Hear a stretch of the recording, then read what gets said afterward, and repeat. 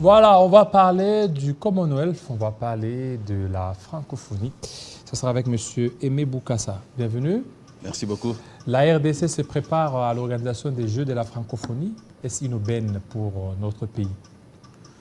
Ah oui, merci beaucoup pour cette question. Je pense que c'est une opportunité en fait pour la RDC. Vous savez, la francophonie, c'est la France. Et eu égard à ce qui se passe dans notre pays, la déstabilisation dont notre pays est victime, notamment à l'Est.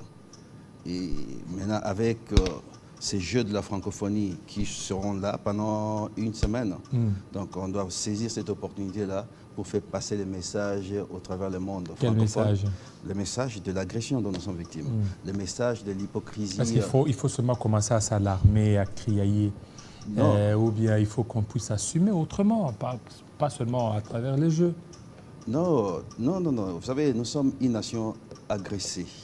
Et toute occasion que nous avons pour une nation agressée, toute occasion qui se présente à nous pour faire passer les messages, on doit saisir cette opportunité-là. Vous savez, pendant toute une semaine, la presse mondiale sera ici. Et donc c'est une aubaine pour nous de pouvoir passer les messages comme quoi le Congo est agressé. Nous demandons à ce que l'hypocrisie internationale puisse cesser, surtout que la France puisse jouer franc jeu, pour que la France puisse réellement prouver aux Congolais qu'elle est avec nous, parce que la francophonie, quand on parle de la francophonie, on ne peut pas, sans la RDC, il n'y a pas francophonie. Faudra-t-il y demeurer longtemps? Parce que déjà, nos voisins, le Rwanda, effectivement, le Rwanda est dans la francophonie et dans le Commonwealth. Pourquoi ne pas mélanger les deux? Justement, c'est même la raison pour laquelle je suis là. Moi, je suis avocat du fait que nous devons absolument regarder les intérêts de la RDC. Et dans ces enjeux-là, les intérêts de la RDC, ce n'est pas dans la francophonie, c'est dans les Commonwealth. Et alors... Même là-bas aussi, il y a toujours des doubles jeux. Le Rwanda a déjà une grande influence dans les Commonwealth. Oui, mais justement, vous voyez, le Rwanda profite de sa présence dans les Commonwealth pour effectivement faire tout ce qu'ils font avec nous. Vous savez, les Commonwealth, ce n'est pas juste un monde linguistique comme la francophonie. Les Commonwealth, c'est un monde des affaires. Et nous voulons le développement de notre pays. Nous voulons être là où les décisions économiques importantes mondiales sont prises. Et ces décisions-là, c'est dans le monde anglo-saxon que ça se passe. Alors, c'est un débat qui est ouvert. Je suis d'accord que nous puissions avoir un pied. On peut toujours rester dans la francophonie pour la forme, parce que nous sommes le plus grand pays francophone au monde. Donc, il ne faut pas qu'on sorte de la francophonie. On peut faire comme... Le Rwanda n'est pas sorti de la francophonie. Le Rwanda est dans la francophonie. Et pire encore, vous savez, qui dirige la francophonie, c'est le Rwanda. Et c'est pourquoi même j'ai dit, j'estime que c'est une occasion en or pour nous, effectivement, de montrer à la communauté, aux yeux du monde, que nous sommes affligés, nous sommes révoltés, debout contre ce qui se passe avec la France. Donc pour nous, ça sera une occasion de pouvoir monter au créneau pour dénoncer ce qui se passe dans l'Est. Absolument. Donc il faudra mobiliser. La France sera là, le Rwanda sera là.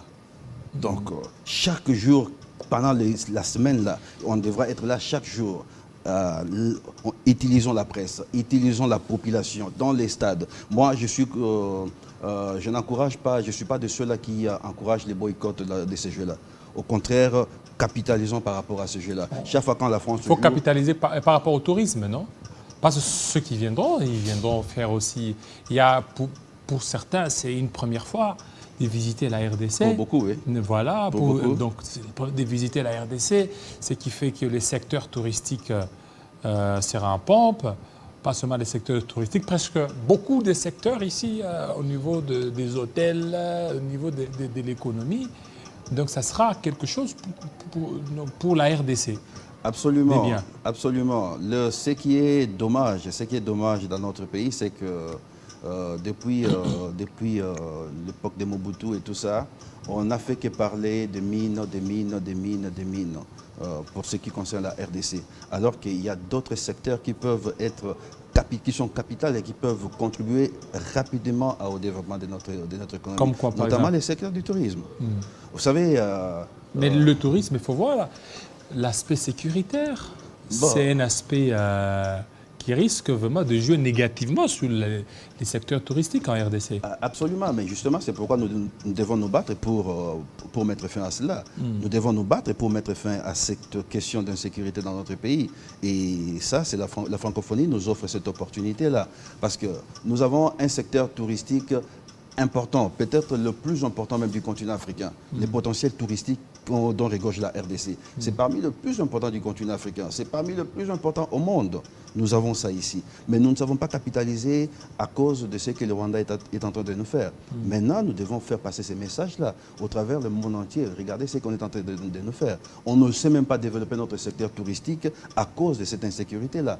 Donc, soyez conséquents avec vous-même, en tant que, surtout la France, en tant que grande puissance, qui a un mot à dire. Et le président Macron était ici, il a promis des choses. Mais malheureusement, on voit que les promesses, c'est bien pour l'Ukraine, mais pas pour la RDC. Pas pour la RDC. Voilà. Le chef de l'État, lors de sa toute dernière émission, il a parlé de la justice. Hein. Pour lui, il a dit que s'il y a des histoires qui devraient être réformées, c'est le secteur de la justice. Absolument. C'est qu'il y a une crise judiciaire en RDC. Tout à fait.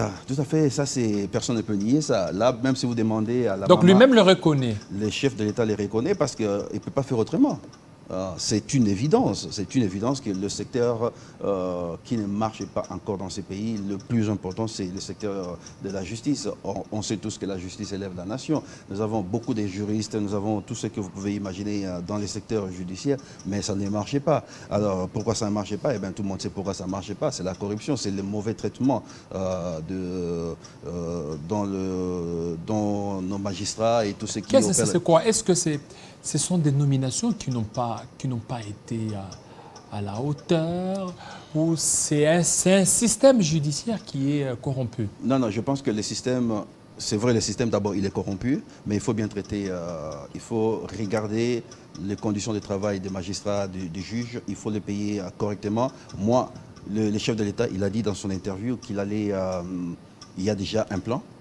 Il y a un plan avec des réformes et qui va... Maintenant, vous ne voyez pas le fait pour lui, le président, de dire qu'un jour il devrait aussi participer au Conseil supérieur de la magistrature, c'est s'immiscer dans les affaires judiciaires. Mais écoutez, la justice, elle est prononcée au nom du chef de l'État. Oui, mais il y a la séparation de pouvoir. Oui, mais ça n'empêche, il est le garant de la nation. Il est le garant de la nation. Et ça ne marchait pas. Donc, il a un mot à dire. Moi, c'est que... Si parmi les propositions qui ont été proposées, parce que ce n'est pas encore discuté, on le saura au moins opportun, moi les messages que je voudrais amener, ma petite contribution que je voudrais amener à la présidence, eh c'est que payez bien les magistrats, payez bien les juges, inversez, on va dire qu'il n'y a pas d'argent, mais écoutez, l'argent est là, inversez juste le traitement. Le salaire que les députés perçoivent, les salaires que les membres du gouvernement, les salaires que les sénateurs, les cadres à la présidence, c'est qu'ils touchent, mais divisez ça par 2 ou par 3. Et ça permettra à générer suffisamment de ressources pour bien payer les magistrats et les avocats. La corruption, tant que ces gens-là ne sont pas bien payés, eh ben, on peut avoir même le plus grand juriste possible de ce monde ici et ça ne changera pas grand-chose. Vous payez à un magistrat, vous lui donnez, supposez 10 000 $. Vous croyez que la corruption ne sera pas là? Ou bien la corruption, c'est juste un système. On peut payer autant, mais... S'il y a encore ces démons-là de la corruption, là, ce sera difficile qu'ils partent. Le démon, il est là, il faut l'attaquer, il faut mettre fin à l'impunité, mais aussi traiter bien le magistrat. Voilà. Parce que si tu es bien traité, tu seras moins tenté d'être corrompu. Mais si tu es mal payé et que la corruption est là, ben, tu vas être tenté à te laisser avoir. Les élections en 2023, la CENI qui dit ne pas répondre aux revendications de l'opposition, c'est que la CENI va tout droit dans le chemin lui tracé par la majorité.